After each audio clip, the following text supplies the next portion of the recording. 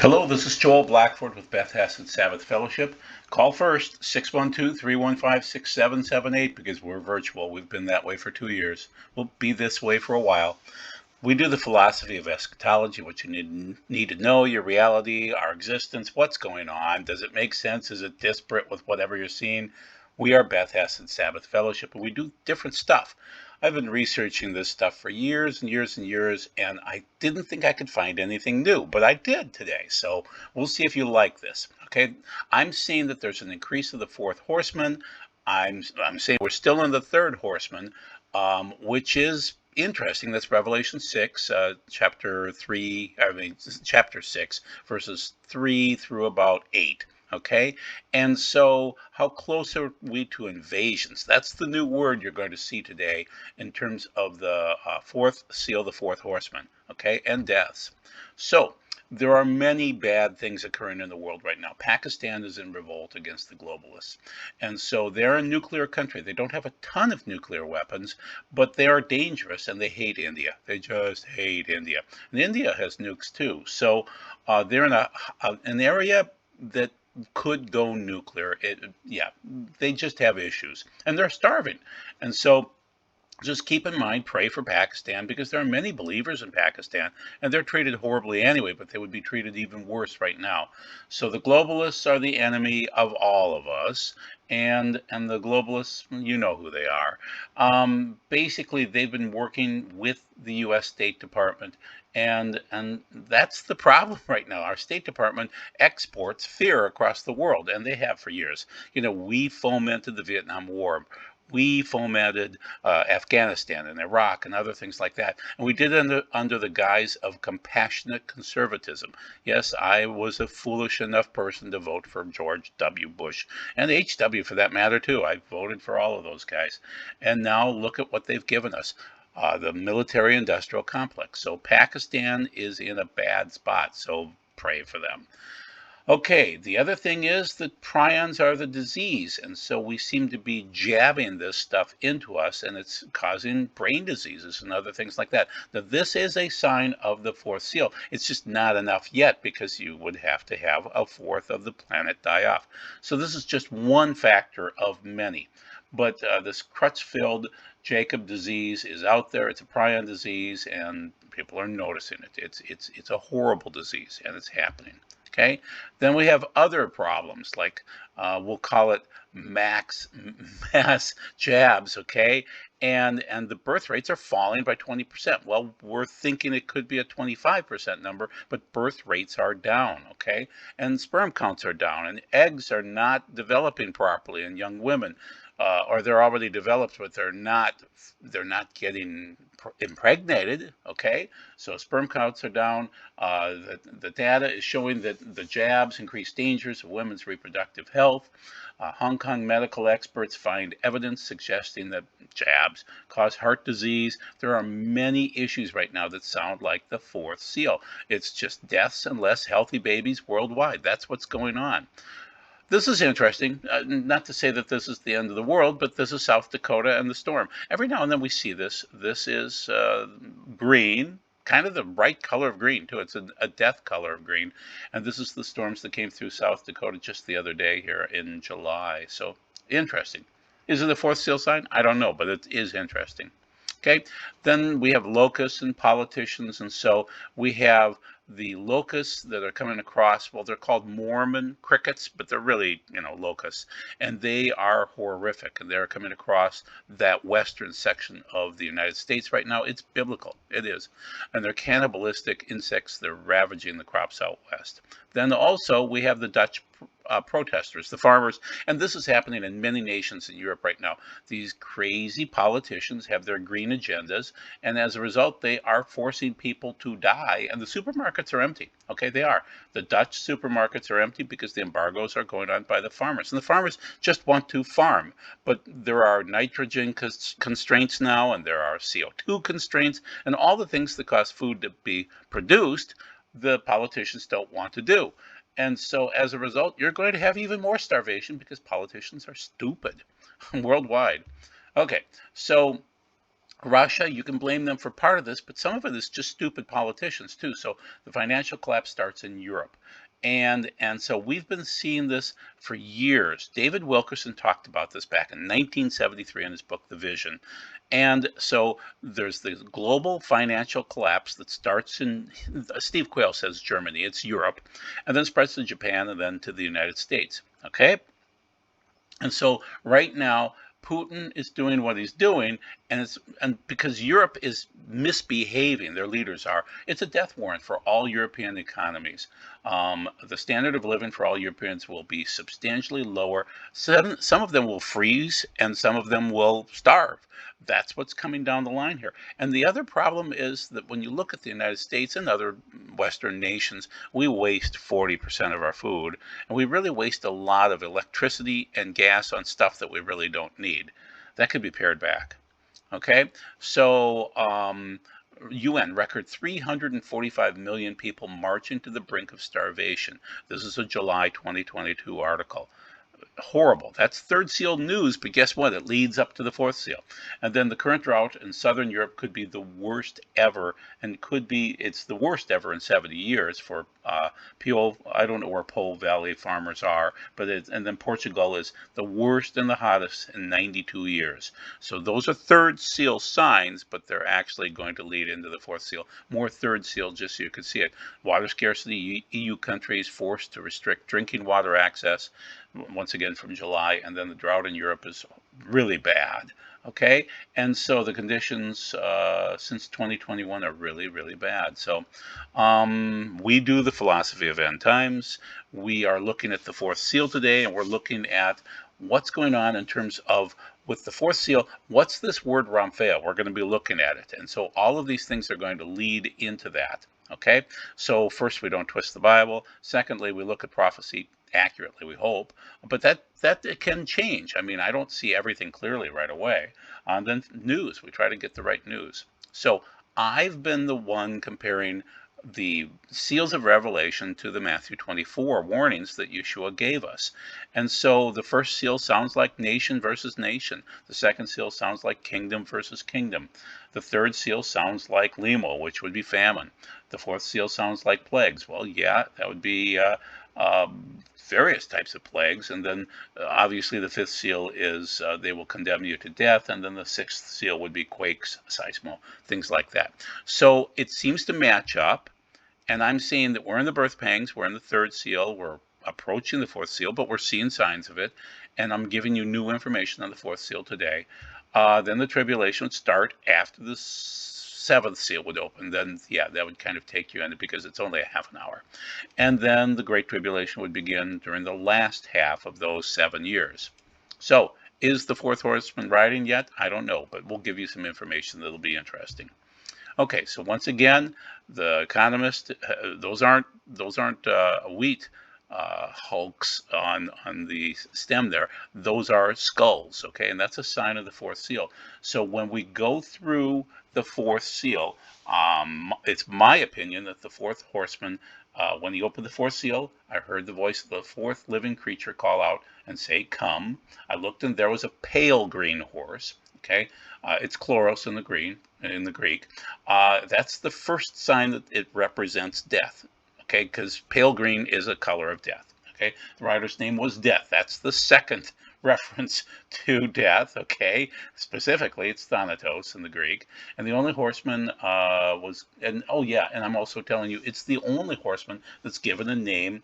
It's called Thanatos. Okay, and death in the Greek, Hades follows after him, and so we know that's the third sign because Hades is where people are buried. Okay, that's the third death sign.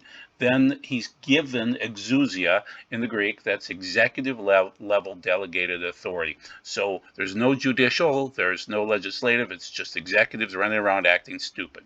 Okay, authority over a fourth of the earth, estimated to be over 1.944 billion people, and that would cause death to kill.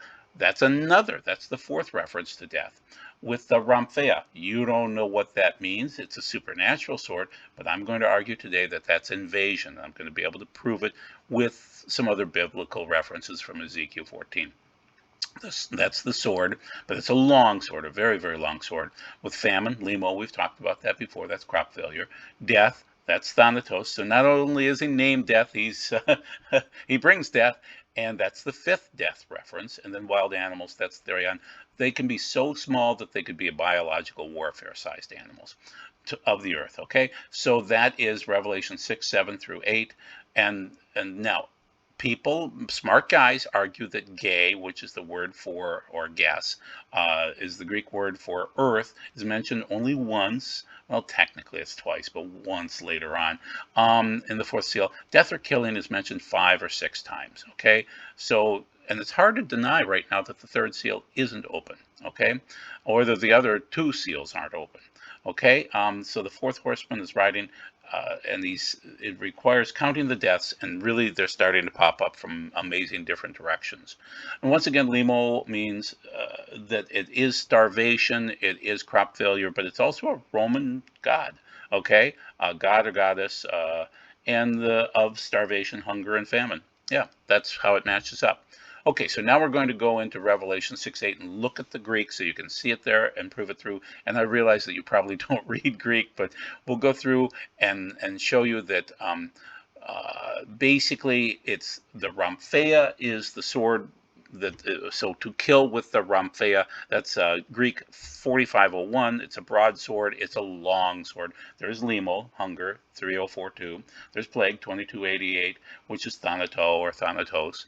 And then there's therion down there, 2342. So all the green arrows match up with those plagues. Okay, so now let's look at something else here. We'll show you the slide that shows you. I'm arguing invasions for the Rhomphaia. There's limo right there. There's thanatos and there's therion, and those are the 4 signs and plagues, and that produces close to 2 billion deaths. Now let's look at Ezekiel 14. So, or even a broadsword, a Rhomphaeon, if I bring against that land, and I should say, let the Rhomphaia go throughout the land, and I shall lift away from them, man and beast. And keep in mind, if I should say, that is I as God, okay?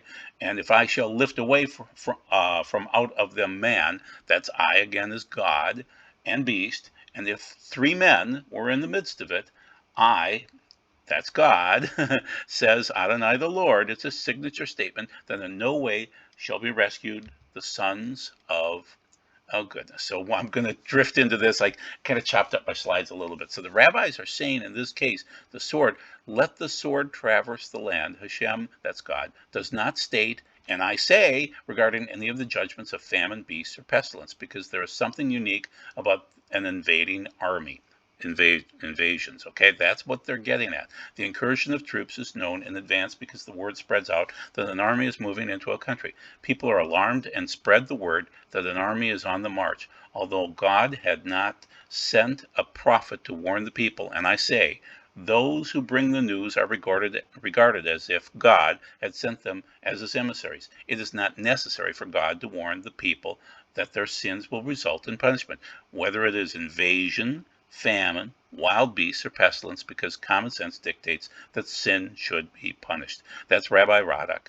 And I think he was born about 1,000 years ago. Okay, from the Milstein edition, Ezekiel, and of 14, so it's page 97. Okay, and alternatively, only regarding the sword is it necessary to stress that God who sends the armies, the invaders think that they are motivated by economic, political, or military motives. Look around you in the world today. They're motivated by economic, political, and military motives. All the invasions, all of them. It's an amazing comment. This is a very old comment. So this is R. Brewer. He's only about 100, 150 years ago. But anyway, he's a rabbi. They do not realize that they are really his messengers. The other punishments are obviously sent by God's will, and there is no need to state so specifically. So that's the interesting thing about invasion. The messengers are there. So anyway, getting back to Ezekiel 14, 18 through 19, says, Adonai the Lord, there is no way be rescue the sons or daughters, none of them, because these alone shall be delivered, or also a plague if I should send a successor upon the land, and I shall pour out my rage upon it in blood to utterly destroy them out of it, man and so so basically I want to point out also, so there's the word plague, that's thanatos, and then rage is thumu. Okay, so that is it's a different word, but I just wanted to point out, all of these I statements are God again, and that he sends the plague, and that is his rage. Okay, and so we're not appointed to wrath orge, but to obtain salvation. That's an either or. Orge is wrath, but the only way that you get the orge in the end is if you take the mark of the beast. So go to Revelation chapter 14, verses 9 and 10, and you should see the same word orge in there. And that means that if you take the mark of the beast, you get the wrath. Otherwise, the other stuff isn't the wrath of God, okay? The other stuff is just maybe the wrath of man, or maybe whatever it happens to be. It ain't the wrath of God, okay? That's appointed to people that take the mark. Okay, so continuing on, 14, 20, and 21 talks about, so man or beast, and if Noah, Daniel, or Job would be in the midst of it, as I live, says Adonai the Lord, neither sons or daughters shall be delivered, but they in their righteousness. So these are righteous guys, all three of them. Noah was righteous.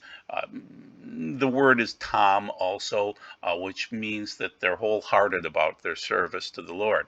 So Noah, Daniel, and Job, and so they neither their sons or daughters shall be delivered, but they in their righteousness shall rescue their souls. Thus says Adonai the Lord. But if also four punishments. So here comes the big four. We've seen it before. Here it comes. Okay, in the next slide. So once again, Noah and Daniel and Job, all three of those guys, if they were in it, they would only save themselves. So keep in mind, the thing that links them together, according to Rabbi Radek again, is they saw the three stages of their worlds completely rebuilt, or completely built, destroyed, and rebuilt. They saw the flood for Noah, the temple for Daniel, and Job's wealth and family he lost everything and he gained it back, and that's Job. So they saw all three stages in different types of an outlook. Noah was, the whole world. Daniel was the temple and his people, and Job was his family. So an interesting way of looking at it. But they saw completely built, destroyed, and rebuilt. Okay, continuing on, and so the ferocious broadsword again. So I mentioned that you would see this again. You would see that broadsword, the Rhomphaia, limon, which would be famine, and theria or therion, wild beasts, ferocious, and the plague, thanatos. Okay, they're a little bit out of order, but it's the same stuff as Revelation 6:8. And so I should send upon Jerusalem and to utterly destroy from out of it man and beast, and behold, these being left behind. There's the left behind in it, the ones escaping from it, the ones shall lead out of. Okay, so this is in the Greek. It's interesting, the left behind, and that is not the word that you would. I think that would be hupomone. No, I can't remember now. It's rapturo in the Latin. I'm sorry, I'm blanking on the Greek for it, but it isn't that. Otherwise, I would have recognized it. So anyway, so invasion is the word of the day. The rabbis are pointing out that that's what's going to happen. As we come under judgment, you should see more invasion. So years ago, we've had the Middle East, we had the Arab Spring, and we saw droves of people just leave because they were starving to death. Okay, so the Syrian refugees continue that European journey on foot. And you see on the right-hand side what's going to happen at some point in time as the populations are outmanned by the new invasion people. Yeah, it's going to change. And so beware, if you don't have babies, things change, the dynamics change.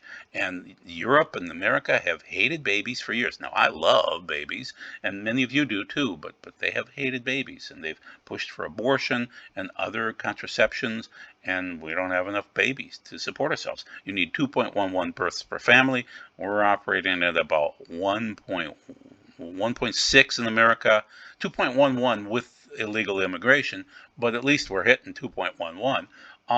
Europe isn't getting that. Their numbers are 1.1, 1.0, and really, I don't know. It's worse right now after COVID.